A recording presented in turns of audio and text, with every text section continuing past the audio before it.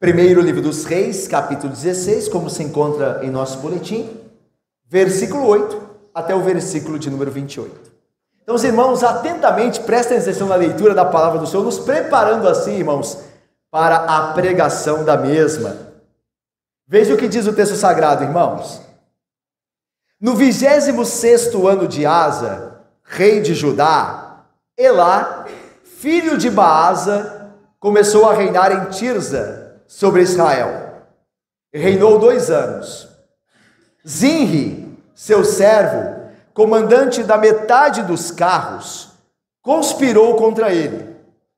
Achava-se Elá em Tirza, bebendo e embriagando-se em casa de Arsa, seu mordomo em Tirza. Entrou Zinri e o feriu, e o matou, no ano 27º de Asa, rei de Judá, e reinou em seu lugar. Logo que começou a reinar e se assentou no trono, feriu todos os descendentes de Baasa, não lhe deixou nenhum do sexo masculino, nem dos parentes, nem dos seus amigos. Assim exterminou Zinri todos os descendentes de Baasa, segundo a palavra do Senhor, por intermédio do profeta Jeú, contra Baasa, por todos os pecados de Baasa e os pecados de Elá, seu filho, que cometeram, e pelos que fizeram Israel cometer, irritando ao Senhor, Deus de Israel, com seus ídolos.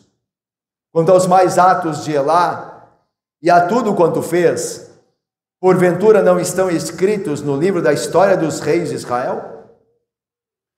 No ano 27º de Asa, rei de Judá, reinou Zinri 7 dias, em Tirza. E o povo estava acampado contra Gibeton, que era dos filisteus.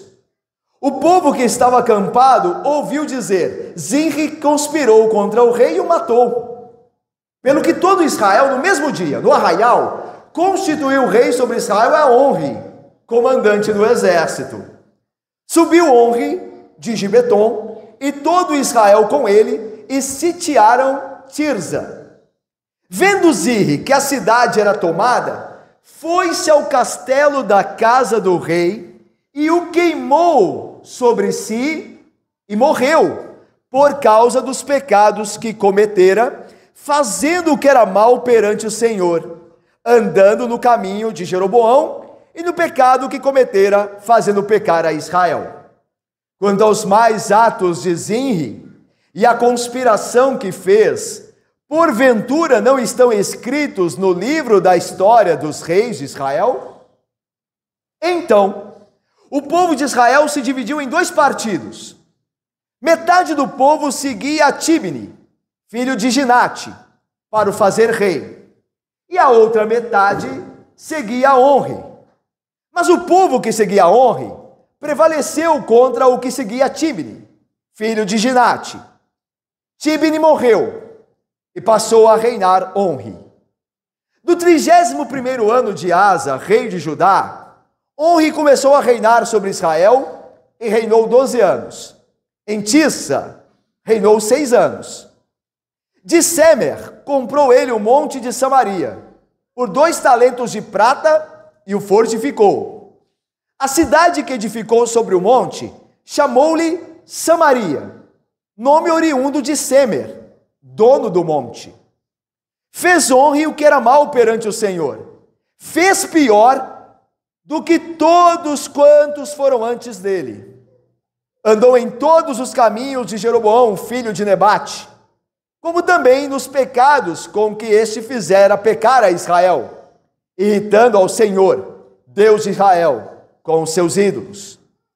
Quanto aos mais atos de Onri, ao que fez e ao poder que manifestou, porventura não estão escritos no livro da história dos reis de Israel? Onri descansou com seus pais e foi sepultado em Samaria. E Acabe, seu filho, reinou em seu lugar. Vamos orar? Senhor Deus, santo e bendito Pai, nós te pedimos, ó Deus, que agora que tua palavra foi lida e nos falara pela mesma, ó Deus, nos abençoe no ouvir da pregação, ó Pai, e que nós, ó Deus, decidamos a viver pelo Senhor e não viver segundo os prazeres deste mundo que jaz no maligno, e não vivermos para nós mesmos, ó Deus, porque se o fizermos, colheremos vergonha, morte e condenação. Mas se vivermos pela graça do Senhor em Cristo Jesus, para o Senhor, colheremos glória, honra e incorruptibilidade. Assim abençoa-nos, ó Deus, por meio da Tua palavra. Em nome de Cristo nós te pedimos, com perdão dos pecados. Amém. Meus irmãos, a maioria das pessoas vivem para a sua própria satisfação. Em vez de viverem para Deus, essas pessoas, a maioria delas, vivem para a autogratificação, vivem para os seus próprios prazeres. Essas pessoas frequentam festas mundanas, cheias de iniquidade e blasfêmia, satisfazem sua curiosidade sexual quando bem querem, compram tantas coisas quanto puderem, e assim que começam a ficar entediadas com uma dessas coisas, voltam sua atenção para alguma outra.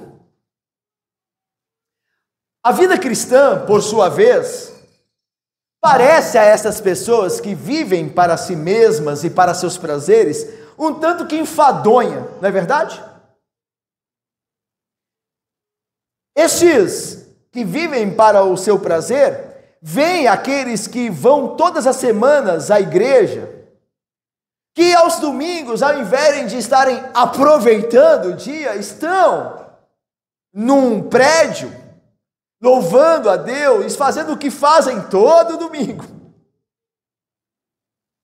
Eles consideram aqueles que vivem para os seus prazeres, os cristãos, como aqueles que tentam ser agradáveis às outras pessoas, mas nem sempre recorrem, ou recebem, melhor dizendo, o amor que de fato dão àqueles que procuram amar. Os cristãos, para eles, são aqueles que passam a vida lutando contra muitos desejos, e por isso acabam não realizando quase nenhum. Para os não crentes, viver para Deus é enfadonho e chato. E é possível que eu e você também achemos isso na nossa fraqueza. O Salmo 73, vocês se lembram dele? Do Salmo 73? O salmista diz assim: com certeza o Senhor é bom para com Israel, mas quanto a mim, quase que se me resvalaram os pés, porque eu olhava a prosperidade dos ímpios. Eu achava que os ímpios, parafraseando o salmista, eu achava que os ímpios é que estavam aproveitando a vida. E eu, o crente, era sofrimento após sofrimento, era luta após luta. Quase que eu acreditei que era melhor abandonar a Deus e viver para mim mesmo. Será que de fato é assim? Será que de fato a vida cristã é enfadonha e a vida que realmente traz gratificação é a vida para si mesmo? Vamos colocar esta hipótese à prova hoje. Vamos ver se de fato a vida com Deus é chata e é melhor mesmo viver para nós da maneira que nós desejamos e que nos agrada. Vamos colocar essa hipótese à prova. Vamos ver, irmãos, aqui hoje à noite, neste culto ao Senhor, através da pregação, se nós estamos perdendo tempo aqui e nós deveríamos estar aproveitando a nossa vida. E para isso, para colocar essa hipótese à prova, nós nos valeremos da história desses três homens, desses três reis que nós vemos no texto que lemos agora há pouco. Eram eles Elá, Zinri e Onri. Três reis maus do reino de Israel, do reino do norte, que decidiram viver segundo a sua vontade, que decidiram viver nos pecados de Nadab e Baasa, na repetição dos pecados de Jeroboão. A história de cada um desses homens, como nós veremos hoje, nos oferece uma oportunidade, irmãos, de refletir sobre o tipo de vida que nós queremos e de decidir se é mais proveitoso e satisfatório viver para Deus ou talvez para nós mesmos. Vejamos isso primeiramente com relação a Elá, o primeiro rei que nós vemos hoje, no versículo 8. Olha aí, a partir do versículo 8. O rei que sucedeu Baasa no trono do Reino do Norte foi Elá. E a Bíblia o apresenta com a fórmula padrão. Olha aí. No 26º ano de Asa, rei de Judá, Elá, filho de Baasa, começou a reinar em Tirza, sobre Israel, e reinou por 2 anos. Veja, logo que Elá começou a reinar, um servo dele se levantou contra ele. Olha o que diz o versículo 9. Ele foi derrubado por um dos seus servos. Olha aí, Zinri, seu servo, comandante da metade dos carros, conspirou contra ele. Achava-se Elá em Tirza, fazendo o quê? O rei, bebendo e embriagando-se na casa de Arsa, seu mordomo em Tirza. Irmãos, o mordomo aqui não é um mordomo aquele que, né, carrega a bandeja, que a gente tem ideia de mordomo, né? Ele que fica carregando a bandeja, que serve a mesa. Mordomo aqui é a espécie de um primeiro-ministro. O mordomo é o administrador, é aquele que administra os bens do seu senhor. Então a ideia aqui, a leitura nossa aqui é que esse Zinri, esse Arsa, era o primeiro-ministro de Elá. Ok? Então era um homem muito importante. E veja, onde estava Zinri? Zinri estava indo à casa de Asa, onde estava a Elá, bebendo e embriagando-se. E aí veja o que aconteceu, com o versículo 10 diz: entrou Zinri e o feriu a Elá, o rei, e o matou. Isso aconteceu quando? No ano 27º de Asa, rei de Judá. E então Zinri reinou em seu lugar. Então veja, assim como o pai de Elá, que é Baasa, destruiu a casa de Nadab, lembram-se que Baasa, pai deste Elá, deu um golpe no rei anterior e assumiu o trono. Então assim como Baasa fez, assim aconteceu com o filho dele. Então a ideia da retribuição. Aquilo que nós fazemos aos homens, Deus fará que seja feito conosco. Se nós fizemos o bem, então receberemos o bem. Se nós fizermos o mal, receberemos o mal, se não nos arrependermos. Então, essa é a ideia. A ideia aqui é a doutrina da retribuição. Aquilo que você fizer a alguém, Deus fará vir sobre a sua cabeça. Essa é a ideia. Então, assim como Baasa, pai de Elá, destruiu a casa de Nadab, Zinri destruiu a casa de Elá, em um ato violento. Olha só o que ele fez, versículo 11, olha só o que ele continuou fazendo depois de matar a Zinri. Logo que começou a reinar, depois de matar a Elá, logo que começou a reinar, Zinri, se assentou no trono. O que Zinri fez? Ou melhor, Elá, feriu todos os descendentes de Baasa. Não satisfeito em eliminar os membros da família de Elá, Zinri, que agora estava no trono, também matou os amigos do rei. Não lhe deixou nenhum do sexo masculino, nem dos parentes, nem dos seus amigos, diz o texto aí, que ele não matou Zinri, não matou apenas Elá, e não matou apenas os descendentes. Lembra que a gente viu no domingo passado que geralmente era isso que se fazia, lembra-se? Quando se tomava o trono num golpe, então o que se fazia? Matava-se os descendentes daquele rei que foi destronado. Por quê? Para que os descendentes não reivindicassem o trono posteriormente. Então, para evitar o problema no futuro, você exterminava os descendentes daquele rei que você destronou. Só que ele é tão mau, este Zinri, que ele não matou só os descendentes do sexo masculino, ele matou os amigos também do sexo masculino. Diz o texto aí, versículo de número 11, não lhe deixou nenhum do sexo masculino, nem dos parentes, nem dos seus amigos, irmãos. Agora a gente não pode esquecer o que diz o texto agora, que isso aconteceu para que se cumprisse a palavra do Senhor sobre a casa de Baasa. Olha aí o versículo 12. Assim exterminou Zinri todos os descendentes de Baasa, segundo a palavra do Senhor por intermédio do profeta Jeú contra Baasa. Essa palavra está no início do capítulo 16. Por todos os pecados de Baasa e os pecados de Elá, seu filho, que cometeram, e pelos que fizeram Israel cometer, irritando ao Senhor, Deus de Israel, com seus ídolos.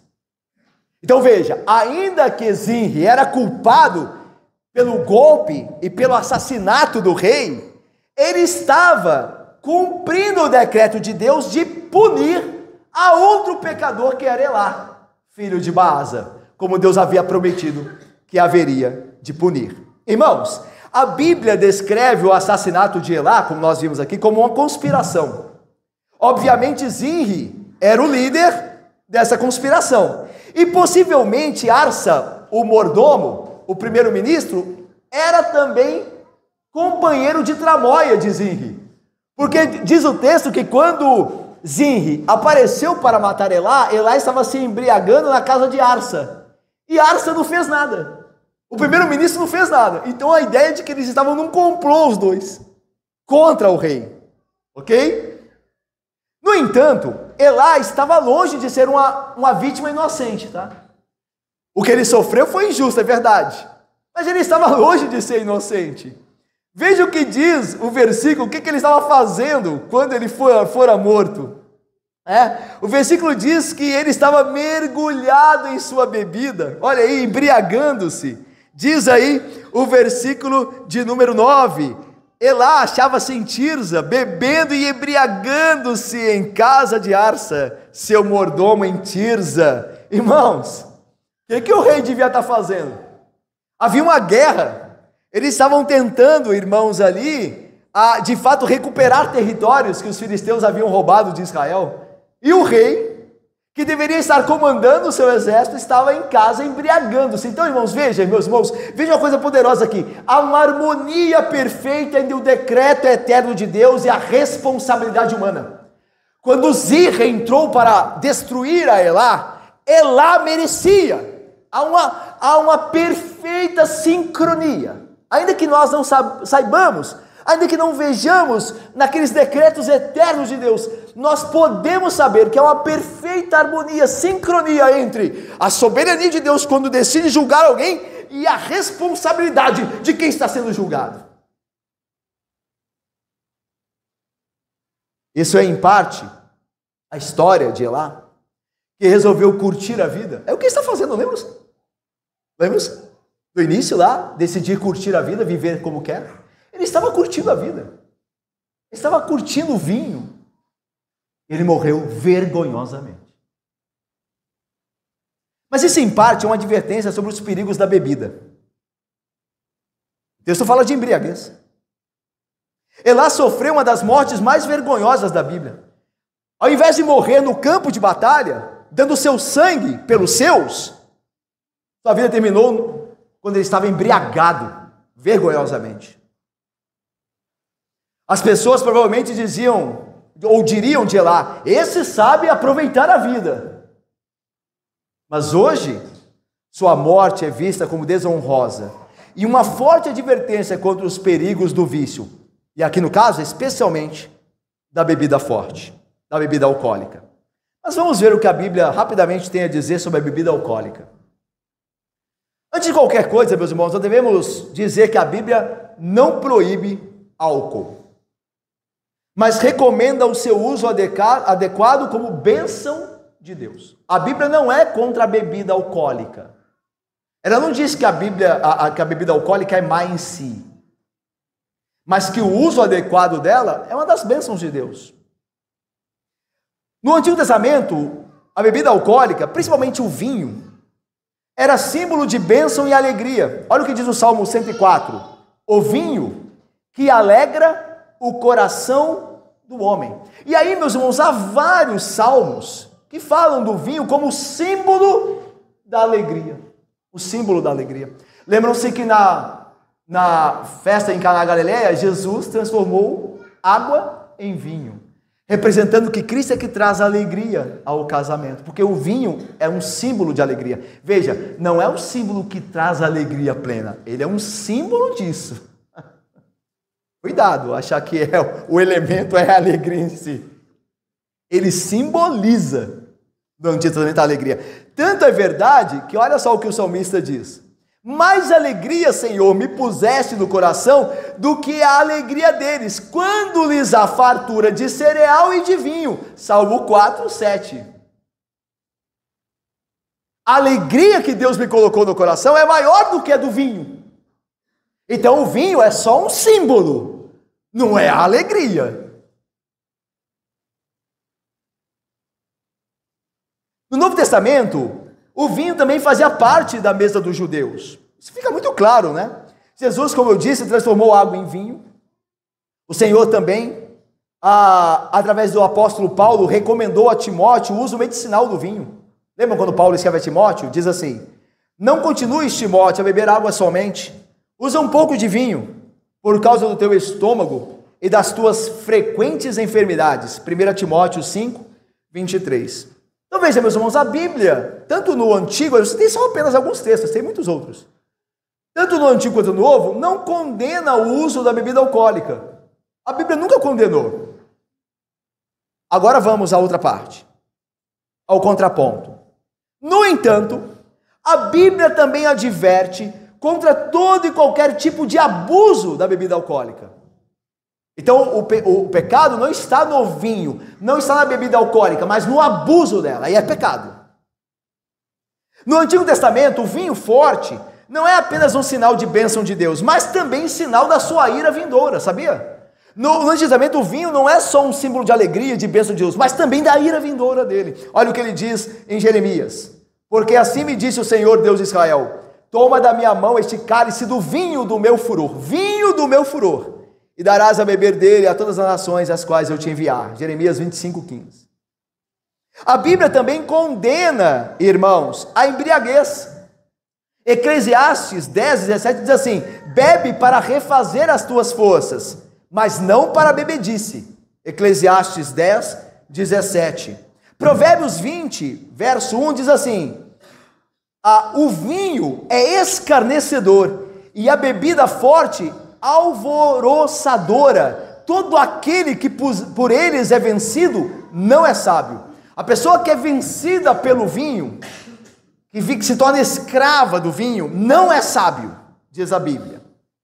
A grande variedade de consequências físicas e espirituais danosas através da bebedice do vinho e das bebidas alcoólicas. E os provérbios falam disso. Eu vou ler aqui o provérbio 23, que diz assim, a partir do verso 29. Para quem são os ais de lamento? Para quem os pesares? Para quem as rixas, as brigas? Para quem as queixas, as reclamações? Para quem as feridas sem causa? E para quem os olhos vermelhos? Para os que se demoram em beber vinho. Para os que andam buscando bebida misturada. E aí o que diz o sábio? Ele diz assim, ele dá uma ordem para nós: não olhes para o vinho, para os que andam buscando bebida misturada. Não olhes para o vinho quando se mostra vermelho, quando resplandece no copo e escoa suavemente, pois ao cabo o vinho morderá como a cobra e picará como o basilisco. Os teus olhos verão coisas esquisitas e o teu coração falará perversidades. Serás como o que se deita no meio do mar, a ideia de açoitado pelas águas, e como aquele que se deita no alto do mastro, e dirás: espancaram-me e não me doeu, bateram-me e eu não senti. Quando despertarei? Então tornarei a beber. Veja, o vinho é uma bênção, mas ao mesmo tempo é uma ameaça. No Novo Testamento, a embriaguez é quase sempre incluída na lista dos comportamentos ímpios e pertence àqueles de natureza pecaminosa. Eu não vou citar os textos, mas eu não vou citá-los aqui, cada um deles. Mas é 1 Coríntios 5, 11, Gálatas 5, 21, 1 Pedro 4, 3, todos esses textos condenam a bebedice. Trata-se então, meus irmãos, de uma questão espiritual tão importante, essa questão de como lidar com o vinho, com a bebida alcoólica, que o apóstolo Paulo traça um contraste direto entre ficar bêbado e cheio do Espírito, dizendo: e não vos embriagueis com vinho, no qual há dissolução, mas enchei-vos do Espírito. Efésios 5, 18. Irmãos, nós vimos que o vinho não é um mal em si, e que a Bíblia, volta a repetir, não condena o uso dele moderado, mas ao mesmo tempo vimos que ele é uma ameaça, que há sempre nele um perigo, e que é pecado a bebedice, a embriaguez. Todas essas advertências, então, por fim, são importantes hoje, especialmente. Por quê? Porque nós sabemos que o teor do álcool em várias bebidas do nosso tempo é muito maior do que era nos tempos bíblicos. Na verdade, não só a bebida, mas tudo aquilo com o que nos alimentamos e sobre o qual não temos controle é prejudicial e se torna pecado. E aí a pergunta é: como então lidar com essas questões? Como lidar com a bebida alcoólica, então, dentro do nosso contexto brasileiro e como igreja do Senhor? Os princípios gerais são honrar a Deus em cada escolha que fazemos e amar ao próximo como a nós mesmos. Então, irmãos, ao invés de simplesmente perguntarmos: isso é permitido? Eu posso beber isso? Eu posso tomar isso? Precisamos fazer perguntas mais profundas e importantes como: isso é benéfico? Isso trará benefício? Isso honrará a Deus? Nos que diz respeito às proibições absolutas com relação à bebida, de não embriaguez, os crentes são proibidos. Se for beber alguma bebida alcoólica, saibamos que nos é proibido ser controlado por elas, e aquele que se dá a elas está em pecado. Todavia, nós sabemos que o vinho não é pecado em si, então nós podemos em alguma condição tomá-lo, não é verdade? Ou a bebida alcoólica. Todavia, há também algumas sugestões práticas e prudentes, porque nós devemos não só amar a Deus, mas ao próximo. Se vivemos em uma cultura que entende que não há problema nenhum em o crente ingerir bebida alcoólica, então usemos a nossa liberdade. Bebamos, sem dar ocasião ao pecado, sem dar ocasião à embriaguez.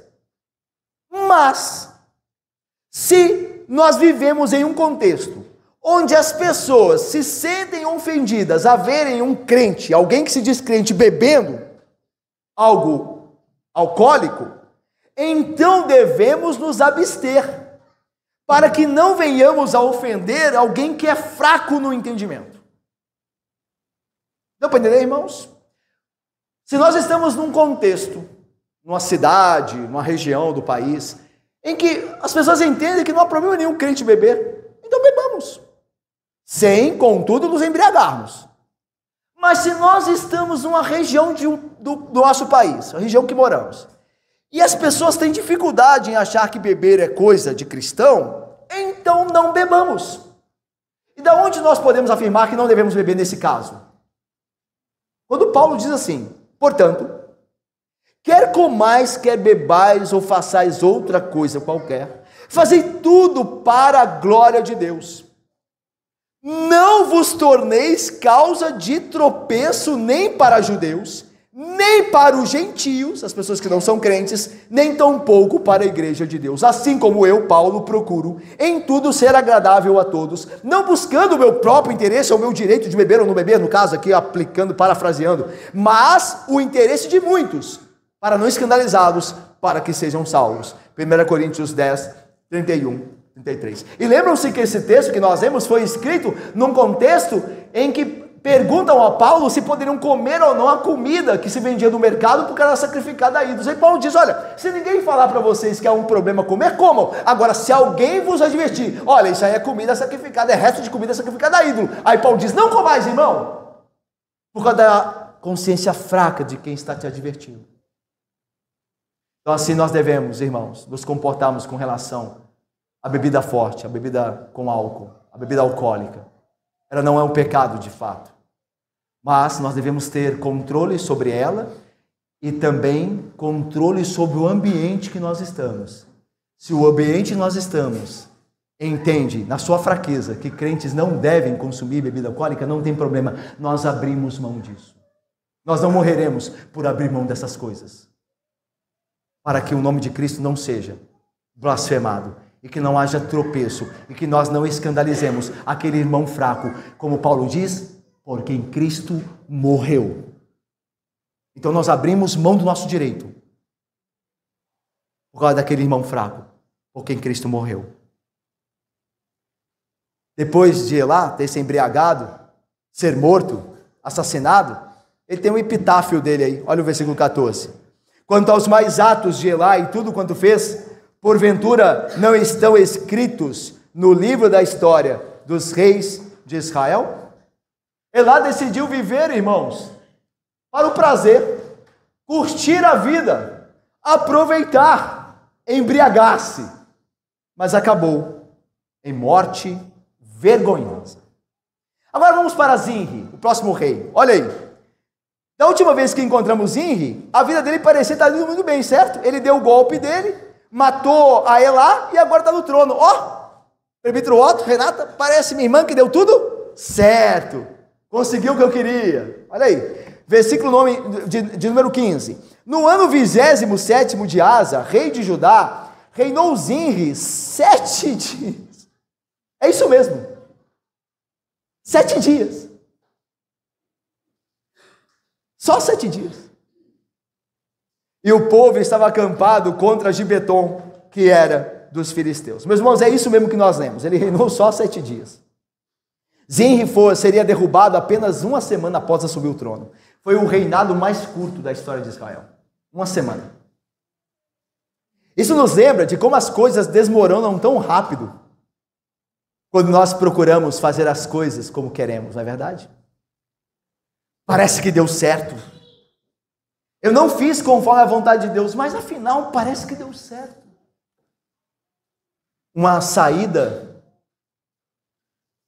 um ato sexual fora do casamento, uma noite de aventura, eu estou voltando para casa, ninguém viu, ninguém sabe. Parece que deu tudo certo. Até começar a sentir alguns incômodos do corpo, precisar fazer algum exame de sangue.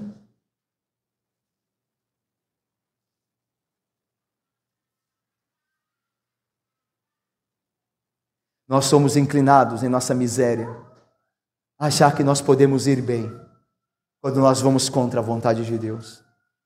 E que se as coisas estão aparentemente bem depois de nós pecarmos, então está tudo bem. Mas o reinado de Zinri nos mostra que não é assim. O orgulho de Zinri, seu pecado, precedeu sua queda. Olha o que diz a história de Zinri, segundo a Bíblia, no versículo 16. O povo que estava acampado lá em Gibeton, o que estava acontecendo lá em Gibeton, irmão? Só para a gente ter noção aqui. Gibeton era uma cidade, presbítero Marcelo querido, de Israel. Era uma cidade que no reino de Davi e Salomão pertencia a Israel.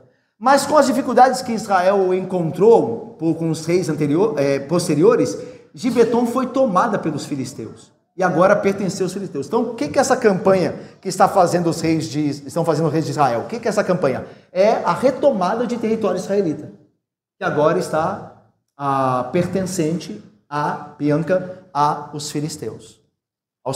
Então, é uma campanha de retomada de território. E aí diz o texto, o povo que estava acampado lá em Gibeton, lutando lá a batalha, ouviu dizer, Zinri conspirou contra o rei e o matou. O povo não sabia. E Zinri também não se preocupou muito em avisar o que ele ia fazer. Afinal, era um golpe, irmão, pode avisar. Tem que ser em segredo. E aí diz o texto o seguinte, pelo que todo Israel, no mesmo dia, no arraial, constituiu sobre Israel a Unri, comandante do exército. Ou seja, Zinri deu o golpe lá em Tisra contra Elá, mas no arraial, o comandante do exército é que foi feito o rei. Então já começou a dar tudo errado para Zinri. Porque o povo lá no arraial da batalha não aceitou. Quando ficou sabendo o quê? Zinri matou o rei? Não, nós não queremos ele como rei. Vamos ungir rei, fazer rei agora Unri. Então as coisas começaram a sair dos planos de Zinri. E lá em Tisra, eu imagino, achou que estava tudo bem. Veja o que diz ainda, como a Bíblia continua.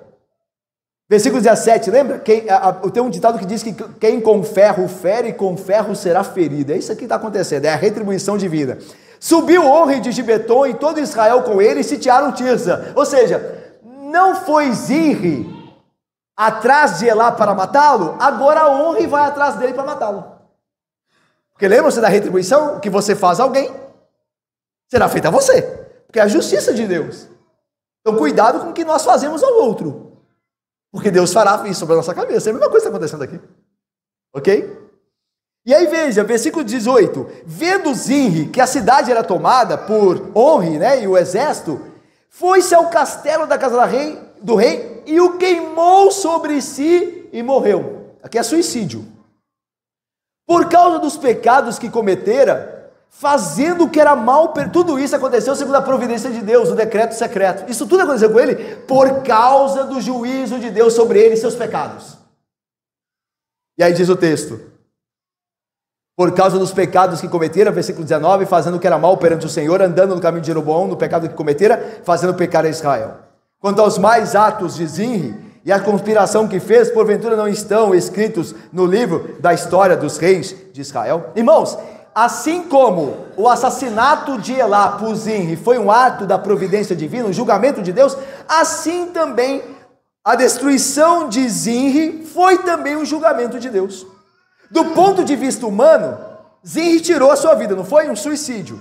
No entanto, o texto diz que isso era a mão poderosa de Deus para julgá-lo por seus pecados.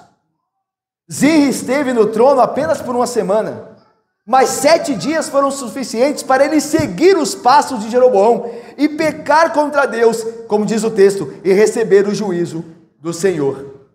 E que irônica tragédia, não?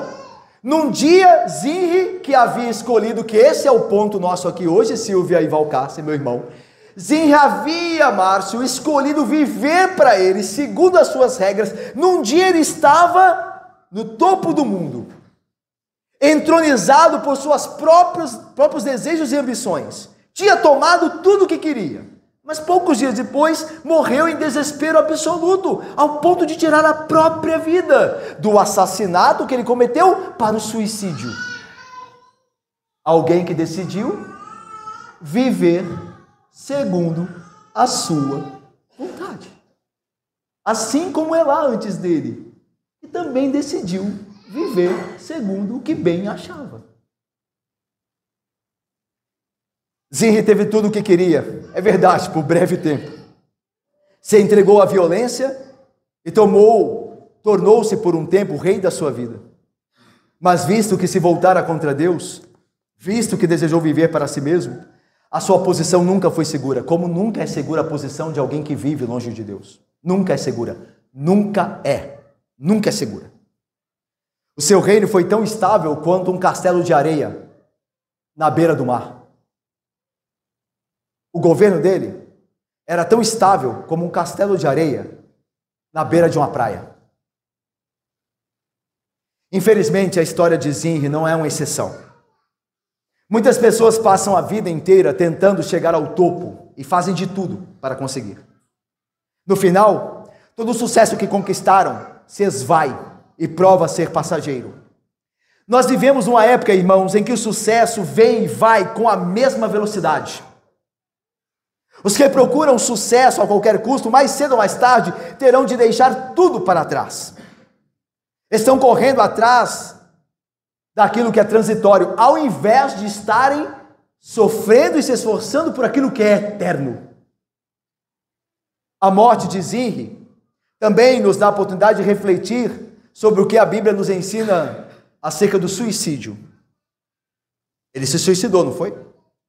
O que a Bíblia fala do suicídio? O suicídio, irmãos, é sempre um motivo de grande tristeza. É preciso deixar claro que o suicídio é um pecado, como todo assassinato é. Cometer suicídio significa reclamar a soberania de Deus sobre si mesmo. Ou seja, Deus é que tira a vida, mas o suicídio é reclamar essa soberania para si mesmo.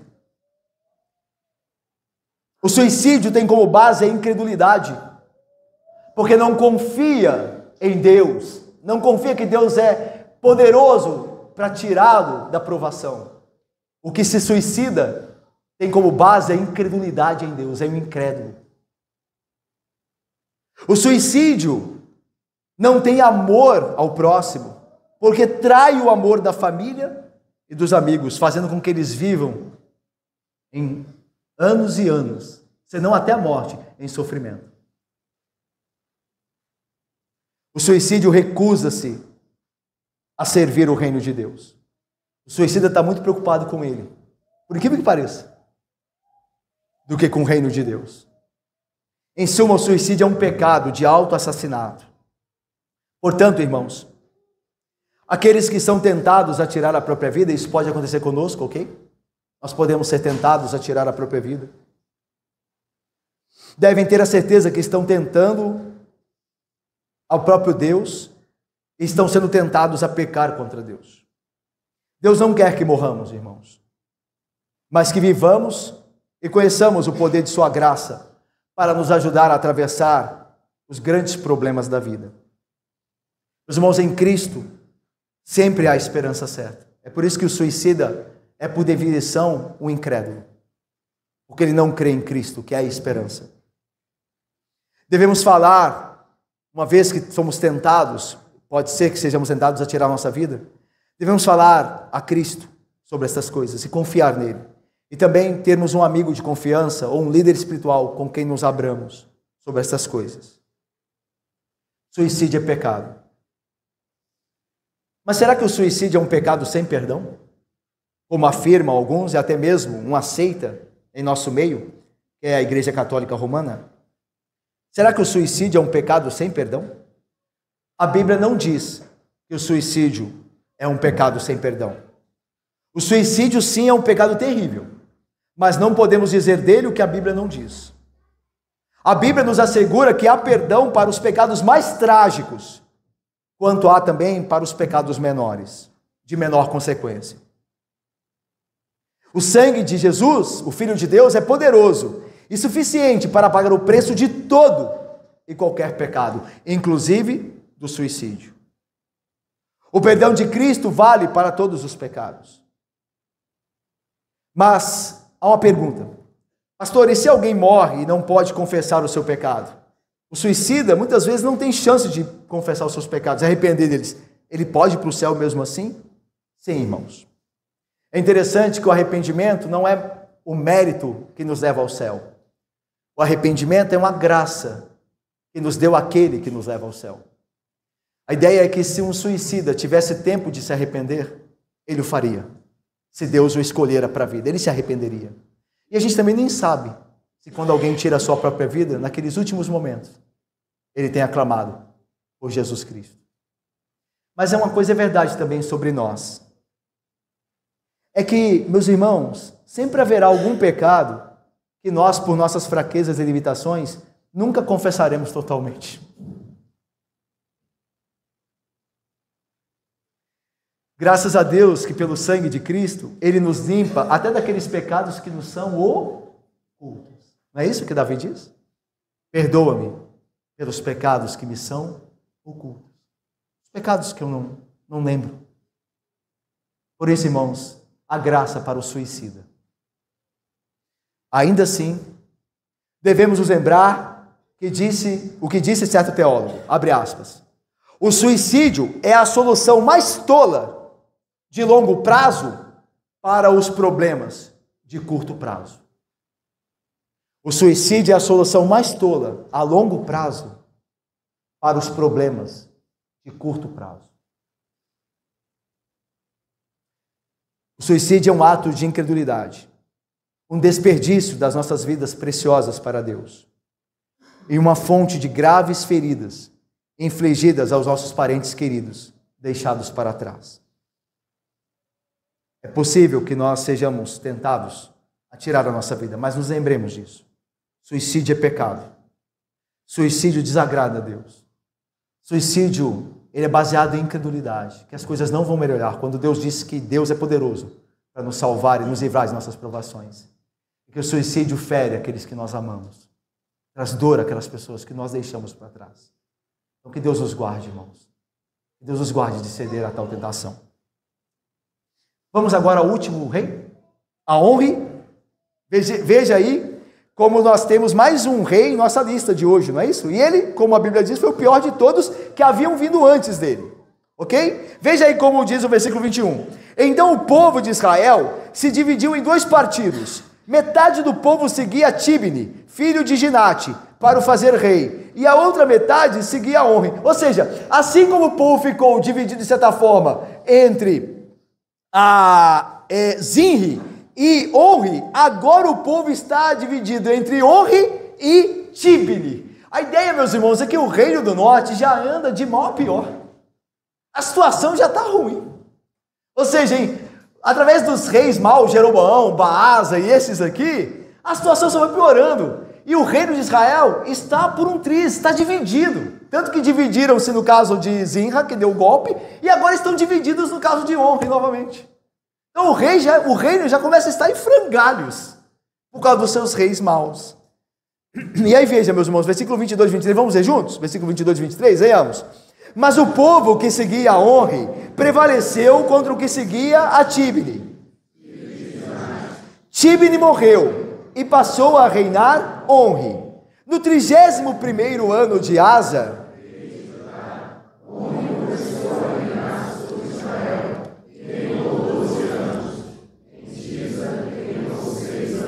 irmãos, do ponto de vista, Roberto, meu irmão e Graça, do ponto de vista humano, Onri foi um grande rei, ainda mais de Israel, né? Os reis não demoravam muito lá. Onri foi tão influente que foi ungido rei por aclamação popular. Após um período, é verdade, de instabilidade política e militar, ele foi capaz de unificar seu reino e estabelecer uma paz relativa com o reino do sul. Oni poderia ser considerado hoje um homem de sucesso, de grande sucesso. Mas veja só, uma vez que havia Onri consolidado o seu poder, ele lançou uma campanha bem sucedida para construir uma nova capital para o reino de Israel. Até agora, irmãos, qual era a capital de Israel? A gente tem visto esse nome dessa cidade várias vezes aqui, né? Tirza. Tirza era a capital do reino de Israel até aqui, até Onri. Agora Onri, Vítor, e Sofia e Camila vai estabelecer um outro local que passará a ser a capital de Israel até o fim do reino, até a destruição do reino, que é um nome até conhecido por nós, né, lá do Novo Testamento também, Samaria. Samaria passará a ser a capital do reino do norte. Olha aí, como isso aconteceu? Versículo 24 explica, né, como é que Samaria acabou como capital do reino do norte. Olha aí, de Semer, esse Semer é um homem, tá? Um homem chamado Semer. Comprou Onri, o monte de Samaria, por 2 talentos de prata. Irmãos, 2 talentos de prata, Natália, é muito dinheiro, mira. A gente vê aqui 2 talentos de prata, mas fala assim, só isso, né? 2 talentos de prata é muito dinheiro na época. Muito dinheiro era na época, ok? Para você ter ideia de peso, por exemplo, que valia 1 talento, equivalia mais ou menos de 40 a 60 quilos de prata, 1 talento. Então era muito valor para a época. E foi por 2 talentos de prata que Onri comprou de Semer o monte. E veja o texto, a cidade que edificou sobre o monte chamou-lhe então Onri de Samaria, que é o nome oriundo de Semer, dono do monte. Então por que a cidade chamava Samaria? Porque o dono chamava-se Semer. Semer em Samaria significa, tem como, né, a etimologia a raiz da palavra, significa vigilante.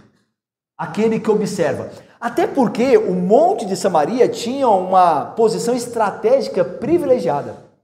Porque era um dos poucos montes da região e dele dava para se observar toda a região circuncidante.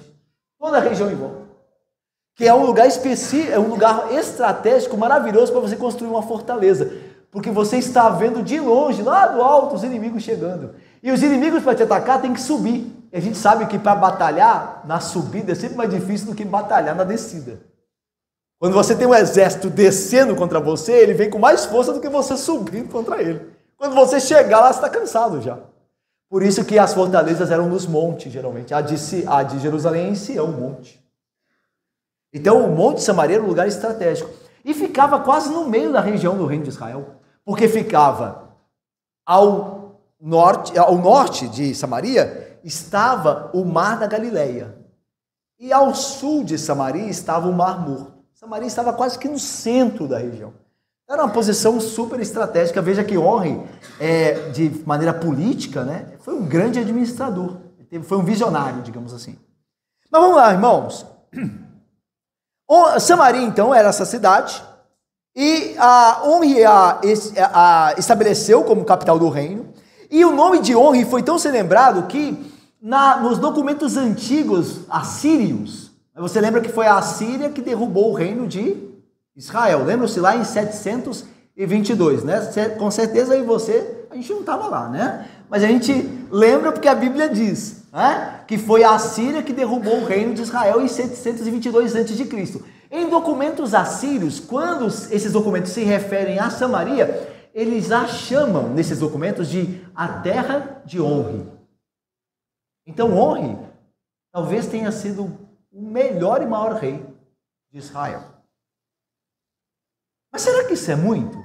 Bom, alguém poderia dizer, vale a pena viver assim, né? Os documentos estão aí para provar que eu fui bem sucedido na minha vida.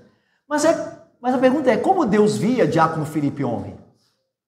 Apesar de ser um grande administrador, como é que era a situação dele que mais importa? A situação da sua alma.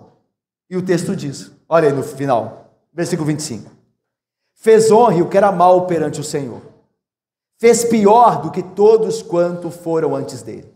Andou em todos os caminhos de Jeroboão, filho de Nebate, como também dos pecados com que este fizera pecar a Israel, irritando ao Senhor, Deus de Israel, com os seus ídolos. E aí vem aquele resumo tão comum dos reis.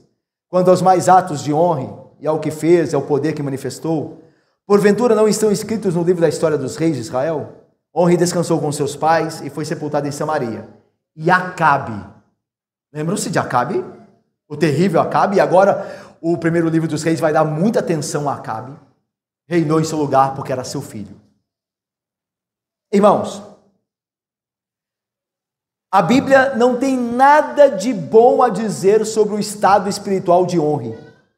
Pelo contrário, a Bíblia diz que ele foi o pior rei de Israel até aquele momento, pior do que todos os outros que vieram antes dele.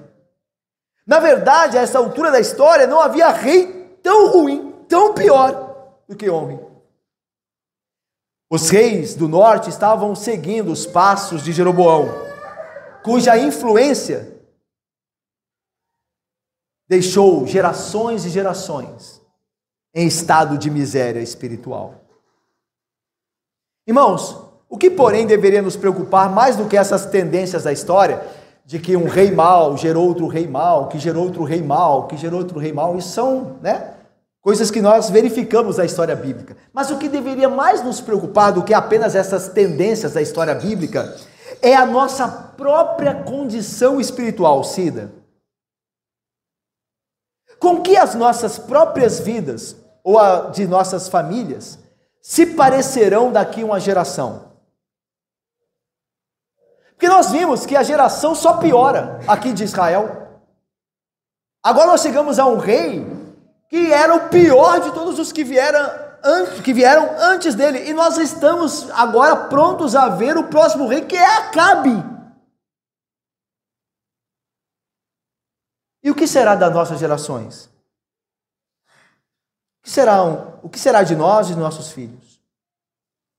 Irmãos, não importa o que façamos como Onri, que estabeleceu uma grande capital para o reino, Deus estará sempre mais interessado no que temos em nosso coração.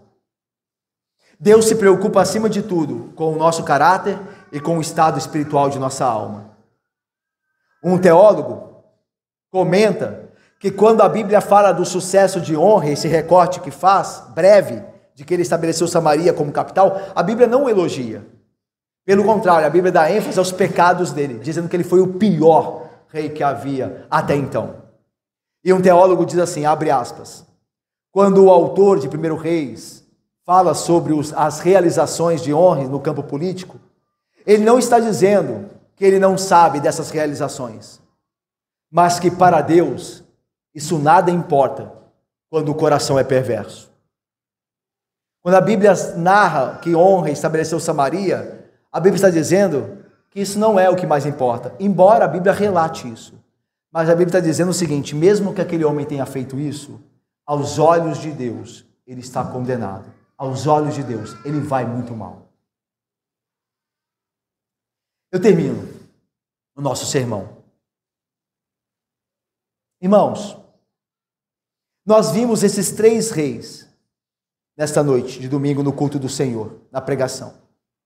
3 reis que foram movidos por prazeres terrenos e carnais, como Elá, que embriagava-se, por poder, como Zinri, que deu o seu golpe matando Elá, e pela fama, como Onri, que estabeleceu Samaria como capital. Na verdade, esses reis representam muitos que vivem pelas mesmas coisas em nossos dias. Essas paixões são aquilo que moldam as decisões de muitos: dinheiro, fama, influência, sexo, diversão, ostentação. Esses são alguns dos falsos deuses entronizados no coração de muitos homens, irmãos. Esses deuses são as molas propulsoras de todas as escolhas que esses homens tomam. Saibamos, irmãos, que aquilo que entronizamos em nosso coração decidirá quem seremos e qual legado deixaremos. A verdade, irmãos, é que todos os falsos deuses, por fim, nos desapontarão e nos frustrarão. A Bíblia, não à toa, mostra isso nessa repetição tediosas dos reis de Israel. Uma repetição tediosa dos reis de Israel. Veja, a mesma repetição no fim do relato de cada um dos 3 reis que vimos. Quanto aos mais atos de fulano, e tudo quanto fez, porventura não estão escritos no livro da história dos reis de Israel? Todos eles com o mesmo epitáfio. Chega a ser enfadonha, a repetição chega a adormecer a mente. Quanto à história do rei tal, os seus feitos não estão no livro da história. A mesma coisa é dita de Elá, de Zinri e de Onri. Cada rei entra em cena da mesma forma, assume o trono, peca e morre. Pois esse é o ponto. A descrição, o epitáfio final, o resumo da obra parece enfadonha propositalmente. Porque ela quer nos dizer que uma vida sem Deus é a mesmice terrível de sempre de viver para si mesmo, pecar e morrer debaixo da ira de Deus. Se desperdiçarmos, irmãos, nossas vidas adorando ídolos, nunca escaparemos do vazio da alma. A busca trivial por dinheiro, por sexo e por poder, em algum momento passará a ser tediosa. Vemos esse princípio em ação na cultura contemporânea, na qual uma variedade de modos de entretenimento nunca jamais foi vista na história. Nós somos a geração do entretenimento, da diversão. Nunca houve uma geração tal como a nossa. Há todo tipo, a toda hora de entretenimento e diversão. Mas ao mesmo tempo, irmãos, nós somos a geração mais insatisfeita de todas. Em 2021, a Câmara dos Deputados aqui no Brasil destinou-se a se reunir para fazer um estudo sobre o aumento do suicídio, da automutilação e problemas psicológicos entre os jovens brasileiros. Eles apresentaram os seguintes dados: há 16 milhões de tentativas por ano no mundo de suicídio. 16 milhões por ano de suicídio. No Brasil, esses são os que são notificados. No Brasil, entre os notificados, que pode haver muito mais, acontece uma morte por suicídio a cada 45 minutos. Mas para cada morte, se tem outras 20 tentativas.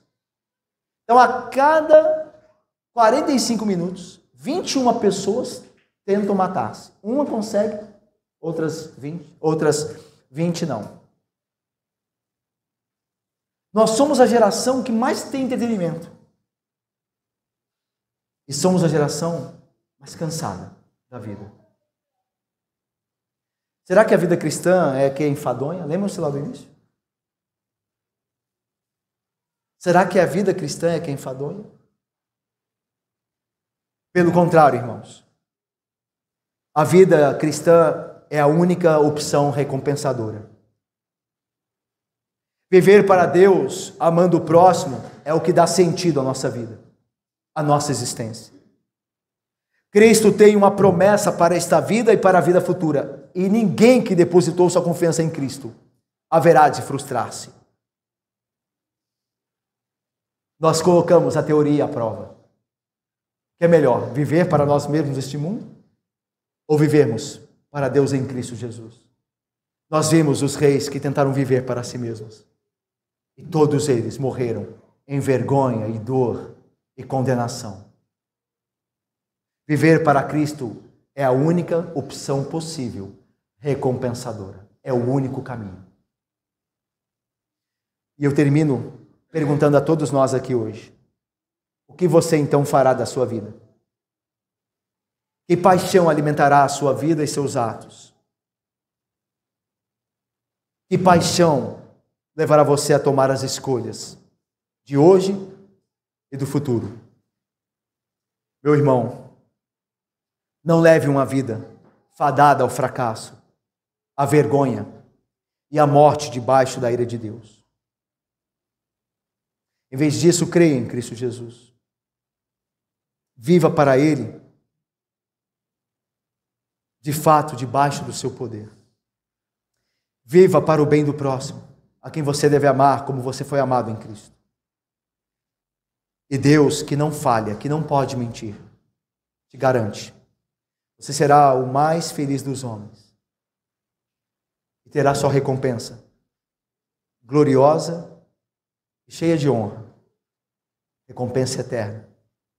Recompensa eterna. Que Deus nos abençoe a escolher viver para Deus. Ele nos ajude. Amém, irmãos.